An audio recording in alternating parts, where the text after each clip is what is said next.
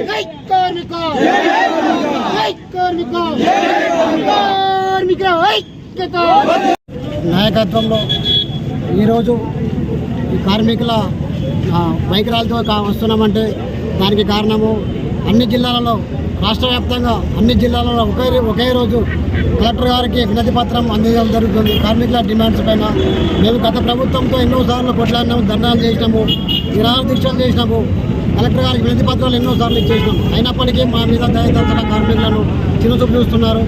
పోయిన ప్రభుత్వం పోయినా పర్వాలేదు, కానీ ఈ ప్రభుత్వం అన్నా మమ్మల్ని దయదలిచి మా పేరు మీద మా కార్మికులకు అయినటువంటి 50 సంవత్సరాలు నిండిన కార్మికుడు పనిచేసుకోలేడు.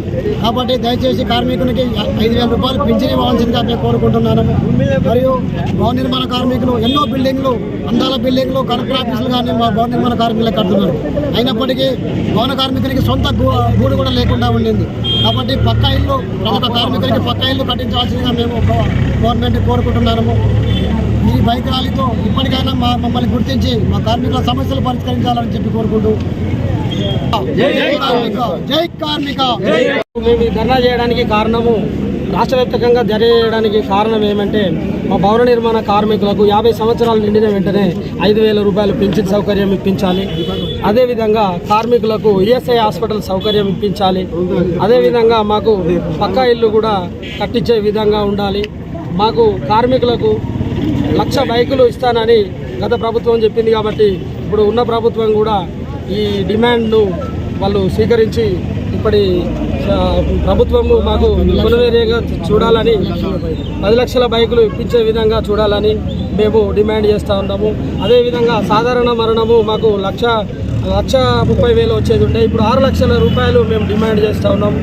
అదేవిధంగా ప్రమాద శాతము కార్మికుడు చనిపోతే ఇప్పుడు 6,30,000 రూపాయలు వస్తున్నాయి. 15 లక్షల రూపాయలు మేము డిమాండ్ చేస్తున్నాం. కాబట్టి వెంటనే ప్రభుత్వము మా డిమాండ్లను అంగీకరించి మా ప్రభుత్వం దిగొచ్చి మాకు అజేయాల్సిందిగా మా కార్మికులను చూడాల్సిందిగా మా బాధలు విన్నవించాల్సిందిగా కోరుతున్నాము.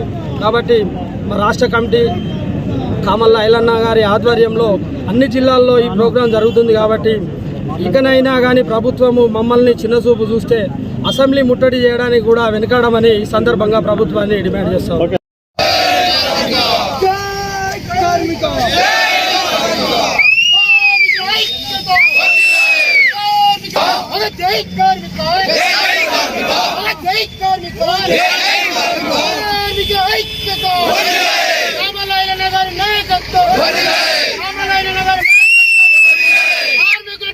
కార్మికులు నిర్మించిన డిమాండ్ల మొత్తం గవర్నమెంట్ కార్మికులు నిర్మించిన డిమాండ్ వెంటనే డిమాండ్ వెంటనే కార్మిక కార్మిక కార్మిక ఐక్యత కార్మిక